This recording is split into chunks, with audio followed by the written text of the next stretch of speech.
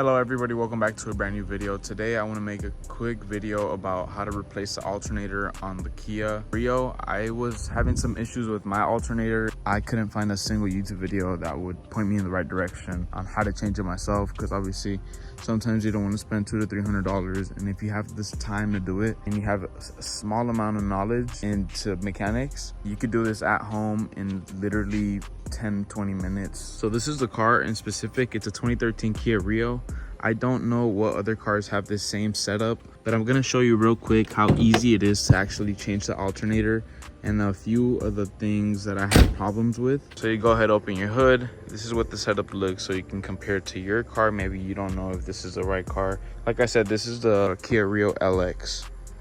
I won't be taking it apart myself, but I'll be telling you exactly how to do it, because I took this alternator off like 5 times. I have my spare one in the house, the one that's broken. The new one's in here. You could see that I went and got it at the junkyard. It was only $40 at Pick and Pull here in Texas, and I'm sure if you look up around areas around your place, wherever you live, there's definitely junkyards there where you can get cheap parts. You just have to go in there, look for the car, and get the part out of that car if the part's available. If I'm not mistaken, a few Hyundais around the same year as this car use the exact same engine and setup. You could search that up and it's super easy. So now that you've seen the setup, so you can compare it to your car, as you can see, the alternator is right up here. I was looking for the tensioner because usually cars have the tensioner somewhere hidden down here near the serpentine belt.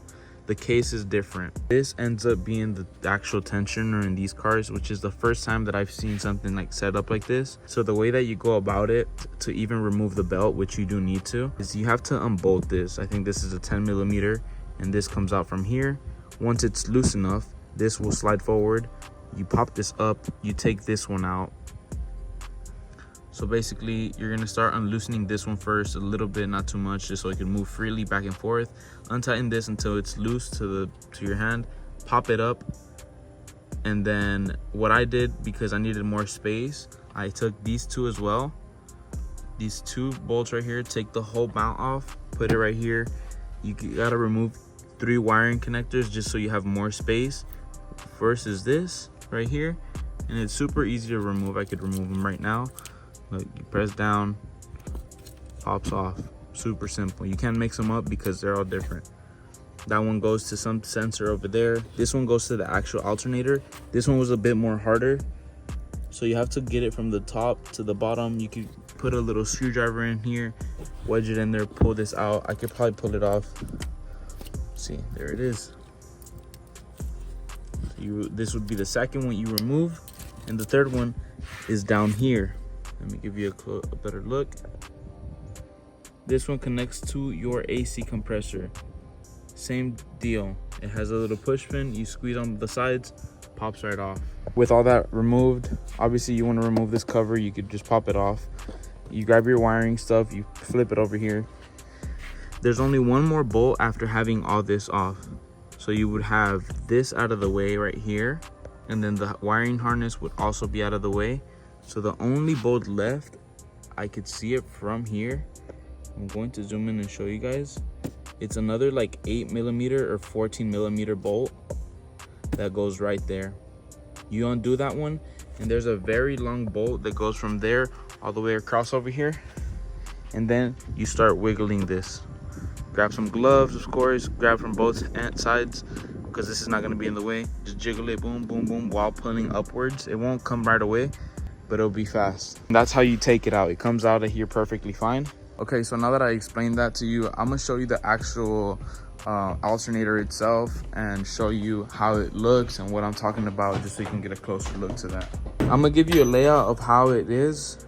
This is the bolt where the tensioner goes up top that I was talking in the first part, and then you have your actual plug, and this is the ground wire. Sorry, I forgot about that. Let's move over here a little bit. So as you can see, it connects right here. It's literally a 8mm bolt. You undo it, the wire is just gonna hang down. Not a big deal at all whatsoever. So right here you can kind of see the idea. You see the plug and the electricity wire.